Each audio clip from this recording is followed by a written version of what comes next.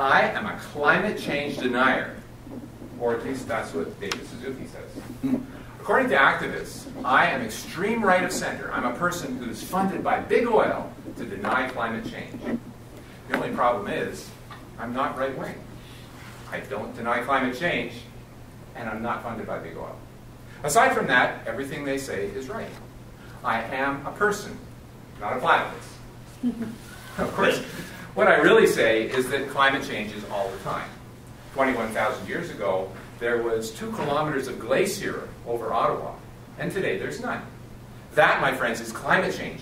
Real, relentless, landscape-destroying climate change. And it is coming back, although no one knows exactly when.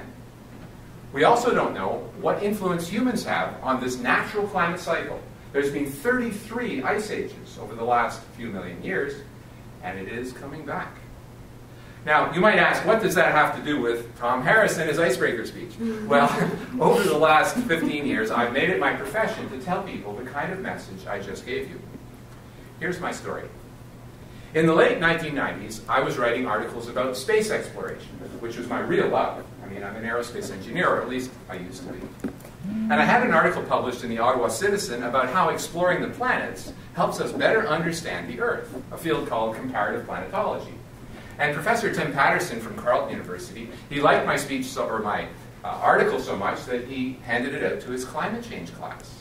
He said, however, there's one point in this article that's wrong. Tom Harris had said that the high temperatures on Venus was primarily due to the high carbon dioxide levels, and that was a warning as to what could happen on the Earth if we didn't restrict emissions. Dr. Patterson said that was all wrong. What happened on Venus with respect to high CO2, it's 96% carbon dioxide. Temperatures, hot enough to melt lead, those things could not happen on the Earth. And furthermore, he said that carbon dioxide is not the driver of climate change, even on the Earth. Well, I didn't really believe that. I was really on David Suzuki's side for sure at that time. So I went into Dr. Patterson's laboratory to ask him to show me the evidence for his point of view.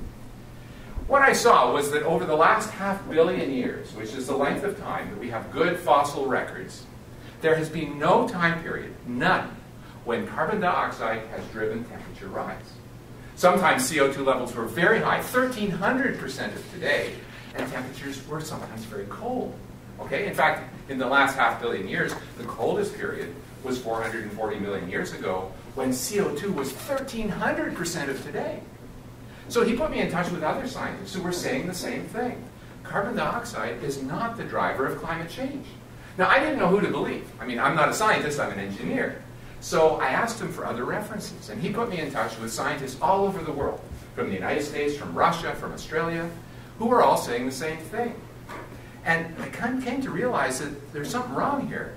I mean, I don't know who's right, but there's one thing very clear. There is no consensus among scientists about the causes of warming, let's say, in the past century. They don't even know what caused warming over this long period, although there's all kinds of speculations. So I changed my freelance writing to start writing about climate change. I had to tell people that there was an alternative point of view. And first I wrote with Tim Patterson as a co-author. And we got published everywhere, even in the Ottawa Citizen.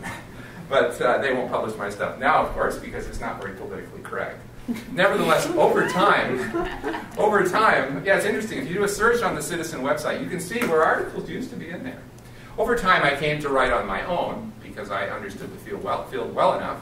And eventually, I was hired by the opposition senior environment critic in Canada's House of Commons. He wanted me to write their climate and energy policy, the old Canadian Alliance. And I was happy to do that. They also wanted me to join the party so that I could help vote for the leader who was under, there was a leadership review undergoing at the time. And I wouldn't do that because I'm not right-wing, okay? So I could hardly join a right-wing party. Well, as you probably guessed, my tenure at that job didn't last very long because not joining the party that your boss is working for, it doesn't really go over too well. And I got hired at a public relations firm based in Washington, D.C. that had an office in Ottawa. They wanted me on board as an aerospace engineer so that they could get contracts from aerospace companies, okay, for communications. But they didn't. Instead, they got energy and environment contracts, and I was in my element. Okay, I worked with scientists and engineers around the world to help get their material into the media. And I learned a great deal about how you organize a press conference, how you put out news releases, that sort of thing. to help the public understand there's more than one point of view on this topic. This led to me being hired as the head of a nonprofit climate group, and now with my current job with the International Climate Science Coalition, where I've been for the past 9 years. Our goal is to help open the debate up, to help people understand, like most science, there is more than one point of view. Now, David Suzuki and Al Gore, their point of view is in the media all the time. So we focus on getting the Tim Patterson point of view in the press. Okay? Now, that job has been very exciting. Of course, the finances are sometimes questionable, you know, when you're relying on donations. But nevertheless, it's been a very exciting job and a very unlikely career path. And I think eventually the climate scare will fizzle out, because I think eventually people will see that we're not actually headed to a global warming catastrophe. And at that time, I can step back, get back to the writing that I love, which is exploring the universe by spacecraft. And I'm Toastmaster.